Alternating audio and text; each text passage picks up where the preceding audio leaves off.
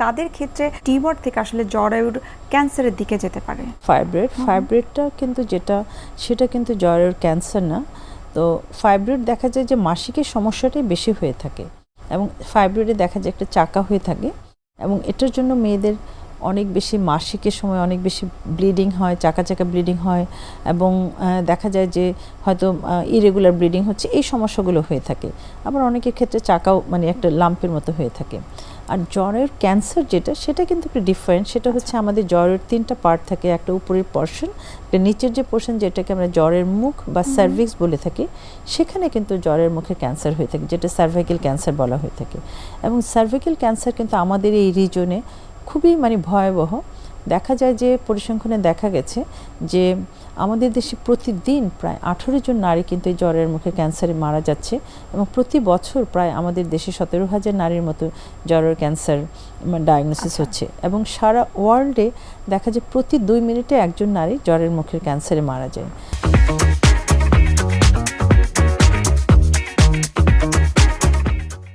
কাজে আমাদের দেশে এই জরায়ুর ক্যান্সার আছে।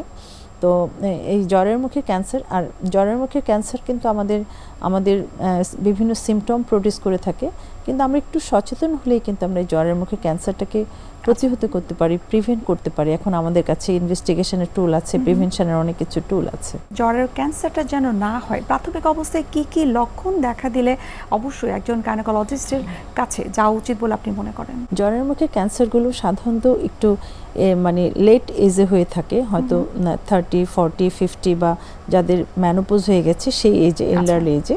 তো দেখা যায় যে তাদের পিরিয়ডটা খুব ইরেগুলার হয়। পিরিয়ডের মধ্যে দেখা যাচ্ছে যে পিরিয়ড এলোমেলো ইরেগুলার ব্লিডিং হচ্ছে। আর হয়তো যাদের ম্যানোপজ হয়ে গেছে, যাদের পিরিয়ড একবার বন্ধ হয়ে গেছে, তাদের আবার নতুন করে পিরিয়ড শুরু হয়েছে। আর আরেকটা হচ্ছে যে তাদের খুব দুর্গন্ধযুক্ত স্রাব যায়, হয়তো নর্মাল যেটা লিকোরিয়া সেটা না হয়ে দুর্গন্ধযুক্ত স্রাব যায়। আর আরেকটা প্রবলেম হচ্ছে তার হাজবেন্ডের সাথে ফিজিক্যাল রিলেশন ইন্টারকোর্সে পরে তাদের ব্লিডিং হয়।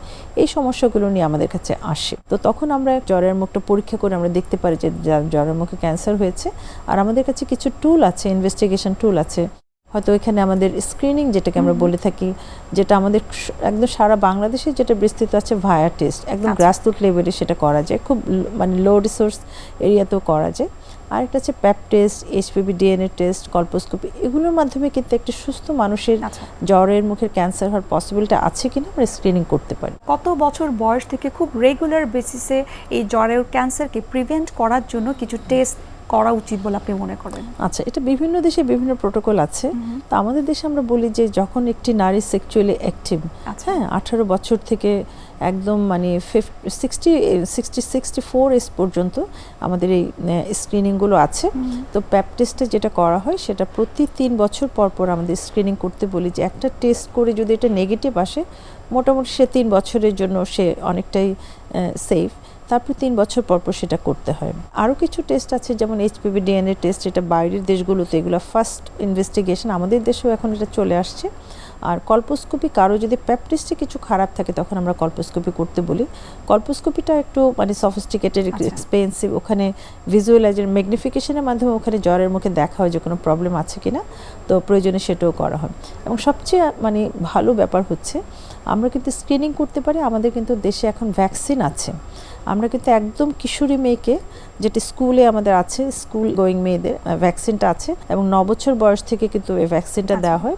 জরায়ুর ক্যান্সার ভ্যাকসিন কিন্তু এই জরায়ুর ক্যান্সার যেটা নাকি একটা মারাত্মক ঘাতী মরণব্যাধি, সেটা থেকেও কিন্তু প্রিভেন্ট করতে পারে।